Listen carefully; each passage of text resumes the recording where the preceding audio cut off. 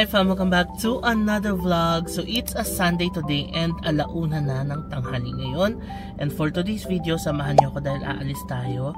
We're gonna do some errands sa SM. Number 1, magpapapalit tayo ng Singapore dollars. Dahil tomorrow's our trip, ang flight natin tomorrow is 9 AM. So inisip ko na magpapalit na ng pera ngayon kasi may mga kasama ako during the trip and ayokong ma-hassle sila. Because of me, no, katulad ng ginawa natin sa Japan fam trip natin, 'di ba? Kasi 'di ba usually ang ginagawa ko pagdating sa airport, nag-withdraw ako, kumukuha ng SIM card and all. So ngayon, ayokong maging cause of delay, no. Kaya gusto ko pagpunta natin ng Singapore, may pera na tayo. Although may natira pa akong Singapore dollars nung ating previous trip, yung tayo nila Papang, pero that was ilan na ba yun, 2 years ago. Pero binilang ko na parang nasa 2,000 Singapore dollars na lang yun, so hindi na yun kakasya. So plano ko magpapalit na ngayon sa SM Makati. Bili na tayo ng Singapore dollars kasi pupunta rin naman talaga ako ng SM Makati kasi I'll meet Kenta. Andito si Kenta, yung ating friend from Japan, and may makasama siyang mga friends niya din na Japanese. Pumunta sila ng Boracay and pauwi na kasi sila ngayon, so I'm going to meet them before they go back to Japan, no? So yun ang gagawin natin. Since magkikita naman kami ni Kenta, naisip ko, sige, magpapalit na tayo ng Singapore dollars.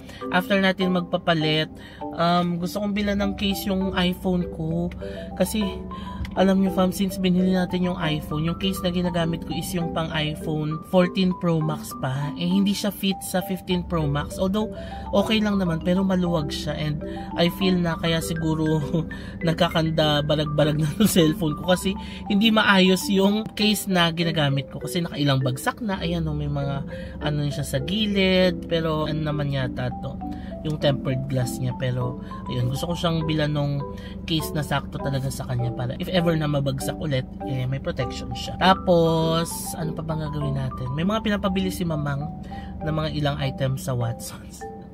No, so yun, that's our agenda for today. So tara, samahan niyo ako. Let's go to One Ayala. Sa One Ayala na tayo magpapark kasi magkatabihan lang yung One Ayala and SM Makati.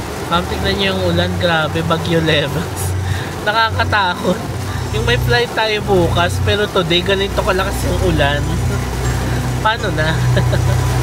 Sana naman walang ulan bukas, no? Or sana tumigil na siya. Okay, dito na ako fam sa Ayala. 1 oras lang ang biyahe mula sa bahay. Ayan ang pupunta natin, One Ayala. Diyan tayo magpapark. Tignan nyo naman, walang kaulan-ulan dito. Grabe kung ano yung inulan doon sa Centennial. Yun naman ang ano dito, kinapayapa ng panahon. Although it's kinda gloomy, pero hindi bagyo levels na ulan. Okay, so baka doon lang banda. Sige, tayo yung magpapark muna dito sa One Ayala. Okay, nandito na tayo fam sa One Ayala. Sunrays pa na yung nandito. Yung Sunrays katulad to nung pinupuntahan natin sa baba ng Glorieta. Ayan siya. Ngayon, tatanong ko muna kung magkano yung pwedeng bilhin na Singapore dollars. Kasi mag-withdraw muna ako ng Philippine peso. So tara, let's ask. Okay fam, galing na ako doon. Nagtanong na ako. Unfortunately, wala. Wala silang available. Tapos tumawag na rin sila sa Glorieta, wala din. So, sorry. Ang ruling pala nila, kailangan magpa-reserve ka. Tapos tomorrow mo kukunin. Pwedeng mag-walk-in, pero hindi guarantee na makakabili ka. Ganun. So kung gusto mo ng guaranteed, kailangan dumaan ka muna sa kanila physically. Tapos pag-fill out ka ng form, mag-request ka. Ganun. Tapos babalikan kinabukasan. Ayan, so di tayo nakakuha. Sorry, better luck next time. Punta tayo ng SM. Hanapin natin yung lusutan ng SM dito from One Ayala. Dito na ako sa Kultura Fam. Dito rin kami mag-meet nila Kenta kasi dito rin sila bibili ng gift. And sakto naman kasi naghahanap ako ng gifts na pwedeng ibigay sa mga creators na mga kasama natin sa Singapore. From other countries sila, diba? So, parang it's a good gesture to give gifts na made here sa Philippines. Ayun. So, naghahanap lang ako ng items na pwedeng ipamigay. Ayan, I'm thinking of food or parang mga bags doon. We'll see. Ito ang madalas na binibigay, di ba? Dried mangoes. $2.99 each. Okay pa, magkasama na kami ni Kentay na siya. All the way from Boracay. Sobrang saglit na yung bakasyon nila. Ilang araw? 3 days? Para 3 days, 4 nights lang. 3 days, 4 nights lang. Pauwi na sila mamaya. And kakain muna kami. Tinanong ko sila kung anong gusto nilang food. Filipino daw. So we're here at Mesa.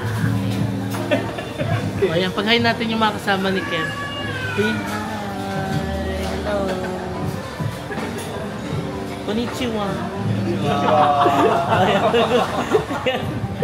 Konnichiwa lang alam ko. Ayan. So galing silang Boracay, fam. So, kung na-miss nyo na ang Boracay, siguro by the way na ma-upload itong vlog na to, na-upload na yung vlog niya siguro ng Boracay. Ayan. So, panoorin nyo na lang, nagparasailing sila. Nagparasailing kayo, di ba? Oo, nagparasailing silang dalawa. Ayan, nagparasailing silang dalawa at sa activity. So, kung miss nyo na ang Boracay, ayan, watch nyo lang yung vlog ni Kenta sa Boracay. Kain muna kami, nito natin yung order. Order kami ng crispy pata, sisig, squid, mga Filipino food. Wait na natin yung order natin. So here's our food, crispy pata, squid and squid ink fried rice. Wala pa yung ating palabok and sisig for the Japanese. Hello. Ayan sila. Ayan, meron tayong palabok. Ang favorite ni Mr. Kenta. And sisig. Sarap na sarap po ang ating mga Hapon na bisita sa Filipino food. Nagustuhan nila. Masarap ang sisig. Ano ba yung masarap sa Oishi. Oishi? Oishi. Masarap. Okay, fam, tapos na tayo late lunch. Nag-iwalay na kami nila Ken. Kasi kailangan nila mag-impake na dahil pauwi na sila ng Japan. Ang sarap naman sumama sa Japan. Kung pwede lang. Anyway, nandito ako sa SM Department Store. Dahil si Papang nagpapabili ng ayan, luggage strap tsaka luggage tag sa Travel Basic. Hindi ko mapakita ng maayos kasi dami kong hawak. Ayan. Okay, mission accomplished tayo, fam. Nakabalik na ako dito sa parking. Nabili ko na lahat ng mga pinapabili. Anyway, mag-drive na muna tayo pa uwi. Nakapag-impake naman ako as in maayos na yung gamit ko. Pakita ko sa inyo mamaya. Drive muna tayo pa uwi. Hi fam, so nakabalik na tayo ng bahay. And ito na yung mga gamit ko. Alam nyo, 2 maleta pa na yung dadaling ko sa trip tomorrow. Akala ko isa lang. Kasi yung damit ko, na-deliver na kahapon, di ba? Pinadeliver ni Hamu. Tapos, akala ko i-hand carry ko siya. Kaso, nung nakita ko yung damit, ang laki niya as in, ang bulky. Although, pwede naman siyang pipiin. Kaso, yung outfit ko kasi, hindi siya pang pipi. So, naisip ko, ilagay na lang siya sa isang maleta ko, yung blue kong ginagamit na malaki. Para i-check-in ko na lang siya. Ito na pala yung bag. Ayan, mas malinaw nating makikita. Yan ang Manila. Mura lang to, fam. Like 250 pesos. Ito na yung pang-hand carry ko. Ganda niya, di ba? Nagayan siya ng laptop. Tapos, ito yung binili kong luggage tag. And then, dark chocolate, dried mangoes. Ayan, mas malinaw. Kanina kasi ang labo. Ayan, marami akong binili para ibibigay natin dun sa mga makakasama natin. So, since ito na yung gamitin kong hand carry, dito ko na ilalagay itong medicine pouch, aking umbrella na nabili sa Japan, tapos may dala akong isang perfume, yung Birds Dubai na perfume, tapos lalagay ko pa dito mamaya yung laptop and chargers. Ito, baka ilagay ko na lang siya dito. So, ito na yung maleta ko, fam. Ito yung usual, undergarments, tapos pants, shirts, polo. Yun naman lagi yung dala ko. Tapos, ito yung aking toiletry pouch. Ayan. And then, meron tayong dalang tabo. Ang ating portable na tabo. Pag nating kakalimutan, ang ating extension cord. Tapos, universal adapter. Diba? Nag-pack with me na rin tayo. Tapos, dala ko yung ating bag. From Oraya's Essentials. Ayan. Tignan nyo, fam. Tada! Oh, cute. Yan siya, Oraya's. Ayan, lagay muna natin sa kanyang dust bag. Cute ng dust bag niya, oh. Yan lang naman ang maleta ko. Diba? Tapos ito, itutupi ko na lang siyang ganito. Tapos ipapatong ko dito. Yan. Tapos close na. O, diba? Hindi ko muna siya ko-close. Baka may mga i-add pa ako mamaya. So, ang hand carry ko ay ito. Tapos, magpapalit ako ng bag. Yung white natin na Gerber na bag.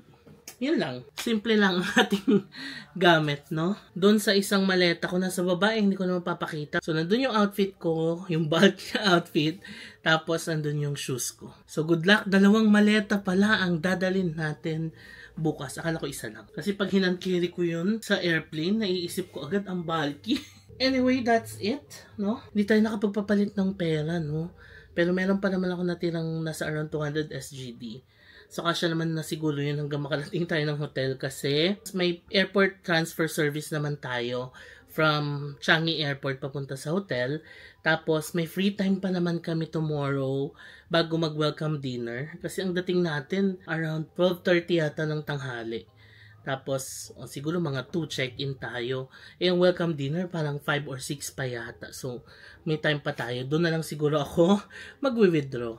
No? So, anyway, i-end ko na itong vlog, fam. Baka maikli lang tong vlog na to, pero siningit ko lang siya, no? And mission accomplished tayo for today. I'm so happy that I met my Japanese friend, si Kenta, with his friends, mga bagong friends niya, and nag-Boracay sila.